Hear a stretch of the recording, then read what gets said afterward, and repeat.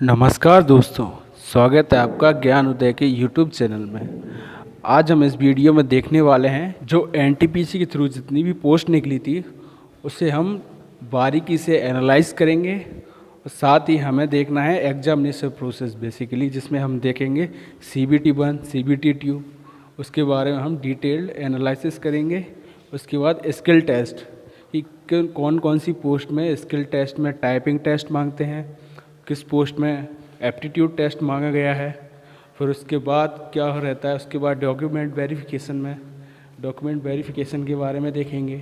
फिर उसके बाद medical, that is more important, medical examination. तो मेडिकल एग्जामिनेशन में कौन सी पोस्ट के लिए क्या मेडिकल क्राइटेरिया है उसे अपन देखेंगे। फिर उसके बाद कॉल लेटर देन सैलरी, तो सैलरी को अच्छे से डिस्कस करेंगे कि जैसे 12th पास के लिए क्या सैलरी पे स्ट्रक्चर रहता है। फिर उसके बाद जो डिग्री है, डिग्री के थ्रू जो पोस्ट हैं उनका क्या सैलरी स्ट्रक्चर रहता है। तो चलिए स्टार्ट करते हैं वीडियो को। तो सबसे पहला है एग्ज़ाम पैटर्न।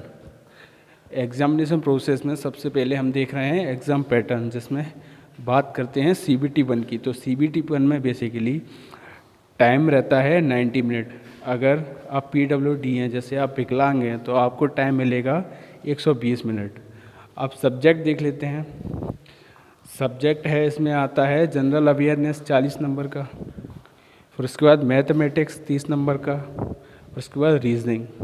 टोटल 100 नंबर का ये एग्ज़ाम होगा। आपको टाइम मिलेगा 90 मिनट।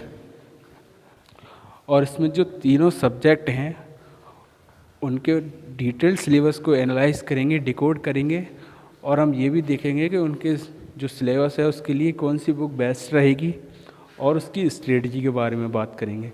तो अभी इस वीडियो में पूरा इनका प्रोसेस देख लेते हैं, एग्जामिनेशन प्रोसेस। तो CBT 1 का हमने देख लिया है। अब आगे बढ़ते हैं, आगे है CBT 2। तो CBT 2 में टाइम लिमिट तो वही है 90 मिनट, 120 मिनट PWD जो विकलांग होते हैं उनके लिए। अब ये एग्ज़ाम होता है 120 मार्क का, जिसमें जनरल अवेयर आती है 50 मार्क्स की, मैथमेटिक्स 35 का और रीजनिंग 35 का। तो ये जो CBT 2 है थोड़ा टफ रहता है, इसमें टाइम का इशू सबसे ज़्यादा रहने वाला है। बेसिकली इन दोनों का जो सिलेबस है लगभग सेम ही रहता है। जो सिलेबस है उसे हम अगली वाली वीडियो में डिस्कस करेंगे।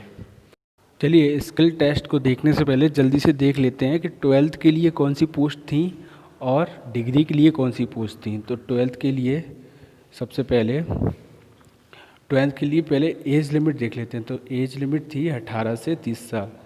वहीं अगर डिग्री की बात करें तो डिग्री के लिए थी 18 से 33 साल, प्लस जो एज रिलैक्सेशन होता है स्पेशल कैटेगरी जैसे OBC ST वगैरह के लिए। अब 12th के लिए क्या था, junior clerk, then account clerk, then junior time keeper, train clerk और कॉमर्शियल कम टिकट क्लर्क। अब डिग्री के लिए देख लेते हैं। तो डिग्री के लिए पोस्ट थी, पहली है traffic assistant, goods guard, senior commercial cum ticket clerk, senior clerk, junior accountant, senior time keeper, commercial apprentice, then station master. तो ये जो पोस्ट थी वो डिग्री के लिए थी। तो आपको याद होगा जब आपने फॉर्म भरा होगा तो इनका आपसे क्या है प्रेफरेंस ऑर्डर भरवाया गया था। जैसे आपको पहले आपके नंबर के हिसाब से पहले आपको कौन सी पोस्ट चाहिए, ठीक है। तो अब क्या देख लेते हैं, स्किल टेस्ट रिक्वायर्ड है, किस किस पोस्ट के लिए क्या क्या स्किल टेस्ट रिक्वायर्ड है वो अपन देख लेते हैं। वीडियो में आगे बढ़ने से पहले अगर आप इस वीडियो में यहाँ तक बने हुए हैं तो आई एम डैम श्योर कि आपको ये वीडियो पसंद आ रही है। देन मेक श्योर कि अब तक आपने वीडियो को लाइक कर दिया होगा and to subscribe my channel. I hope अब तक चैनल भी सब्सक्राइब हो चुका होगा। चलिए अब आगे बढ़ते हैं। तो सबसे पहला है टाइपिंग टेस्ट। तो बेसिकली हमें पता होगा कि क्लर्क के लिए तो टाइपिंग मस्ट होती है।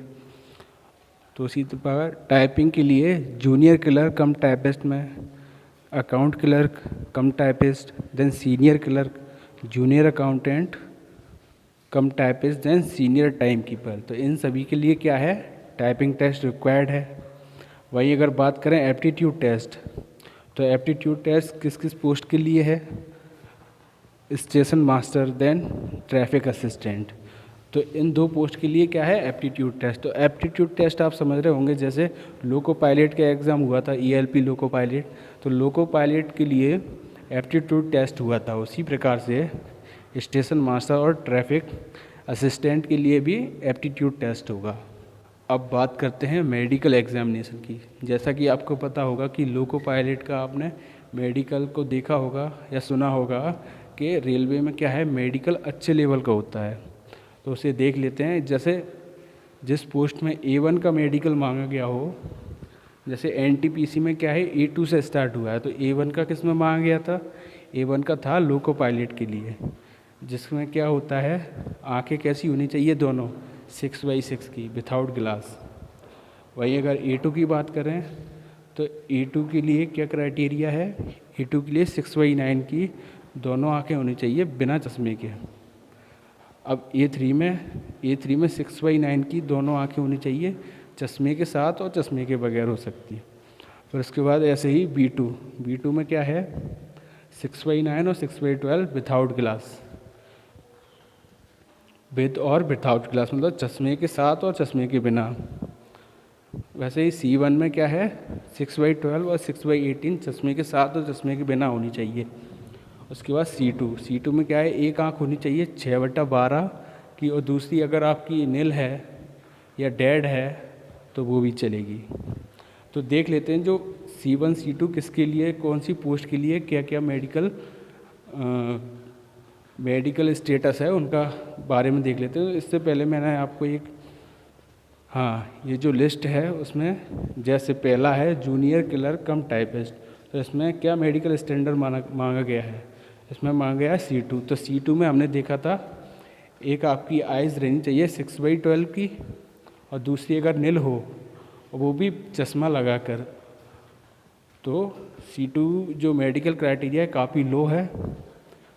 फिर उसके बाद ऐसे ही A3 जो ट्रेन क्लर्क है उसमें A3 मांगते हैं, तो A3 में क्या था, A3 में मांगा गया था 6/9 की दोनों आइस होनी चाहिए, 6/9 की विद और विदाउट ग्लास, चश्मे के साथ और चश्मे के बगैर 6/9 की आंखें होनी चाहिए। तो आपको आई होप मेडिकल क्राइटेरिया समझ में आया होगा। तो अभी तक हमने क्या देखा? अभी तक हमने देखा कि एग्जामिनेशन प्रोसेस के बारे में। सबसे पहले CBT 1 होगा, उसका रिजल्ट आएगा। उसका रिजल्ट आने के बाद जो स्टूडेंट सिलेक्ट शॉर्ट लिस्ट हो जाएंगे, उसके बाद CBT 2 होगा, उसका कट ऑफ निकलेगा। उसमें से जो स्टूडेंट शॉर्ट लिस्ट होंगे उन्हें स्किल टेस्ट देना पड़ेगा। अगर जो पोस्ट उन्हें अप्लाई करी है वो अगर प्रायोरिटी में जो पोस्ट आई है, अगर उसमें जैसे कुछ पोस्टें थी कॉमर्शियल वाली, तो उसमें क्या है, कोई भी स्किल टेस्ट नहीं था। लेकिन अगर जिस पोस्ट में स्किल टेस्ट मांगा गया है तो उनके लिए स्किल टेस्ट वाली स्टेप होगी। देन उसके बाद डॉक्यूमेंट वेरिफिकेशन के लिए बुलाया जाएगा। डॉक्यूमेंट वेरिफिकेशन के बाद मेडिकल एग्ज़ाम होगा। मेडिकल के बाद कॉल लेटर आएगा, जो कि कॉल लेटर आपको वेबसाइट पे चेक करना पड़ेगा। फिर उसके बाद आपकी ज्वाइनिंग हो जाएगी। देन फिर we will discuss about salary, that is more important. तो चलिए हमने कहाँ तक देख लिया, मेडिकल स्टेटस तक देख लिया, मेडिकल स्टैंडर्ड। देन अब lastly we will discussed about salary. तो सैलरी में अगर 12th पास के लिए जो पे स्ट्रक्चर है उसे देख लेते हैं। जैसे हम एग्जाम्पल के लिए 12th क्लास से जो पोस्ट है जूनियर क्लर्क कम टाइपिस्ट, तो उसकी जो ग्रेड पे है, जो बेसिक पे है वो क्या है, 19,900। तो जो बेसिक पे में 19,900 आपको मिलना ही मिलना है। फिर उसके बाद आपको डियरनेस अलाउंस मिलेगा। तो डियरनेस अलाउंस रहता है 7%। तो जो सैलरी का 7% आपको काउंट करना है। फिर उसके बाद ट्रांसपोर्ट अलाउंस, तो ट्रांसपोर्ट अलाउंस आपको 1,000 रुपये मिलता है। फिर उसके बाद होम रेंट, तो होम रेंट अलाउंस आपको क्या है, आपकी जो पोस्टिंग एरिया है उसके हिसाब से मिलता है। जैसे आपको मेट्रो सिटी में आपकी पोस्टिंग हुई है तो आपको 25% मिलेगा। वहीं आपको किसी महानगर में हुई है, जैसे मेट्रो सिटी जैसे दिल्ली, मुंबई, तो उसमें 25% रहती है। अगर वहीं भोपाल भोपाल ग्वालियर, तो उसमें क्या है 16% आपको मिलेगा। अगर किसी डिस्ट्रिक्ट की बात करें तो वहाँ 8% मिलता है। तो नॉर्मली हम 16% ऐड कर लेते हैं। देन उसके बाद नाइट ड्यूटी अलाउंस, तो कभी कभार हमें नाइट ड्यूटी भी करनी पड़ती है तो उसका अलाउंस मिलता है। उसके बाद नेशनल हॉलीडे, तो कभी कभार हमें रेलवे में अक्सर देखने को मिलता है कि नेशनल हॉलीडे पर हमें काम करना पड़ता है, तो उसका हमें क्या एक्स्ट्रा चार्ज मिलता है। दैन उसके बाद काफ़ी सारे बोनस रहते हैं, तो उसे हम अभी काउंट नहीं करेंगे। कुछ ईयरली बोनस रहते हैं, कुछ जो जैसे दिवाली बोनस है, ये सब अपन काउंट नहीं करेंगे। अपन क्या है जो बेसिक जो रिदम में आपकी जो पेमेंट रहेगी उसे काउंट कर लेते हैं। तो ये क्या है कुल मिलाकर के आपको इतना आपको पड़ जाएगा, ठीक है। फिर उसमें से कुछ डिडक्शन भी होता है, तो डिडक्शन को देख लेते हैं। तो डिडक्शन को काट के जैसे आपका फ़ंड कटेगा, फ़ंड वगैरह काट के आपके इतने रुपए काट के आपको इन हैंड सैलरी आपको शो हो रही है, इतनी आपको सैलरी मिलेगी। तो दोस्तों आई होप ये आपको वीडियो काफ़ी इन्फॉर्मेटिव लगी होगी। So guys do subscribe my channel and please like this video and hit the bell icon. So keep study and stay tuned. Thank you.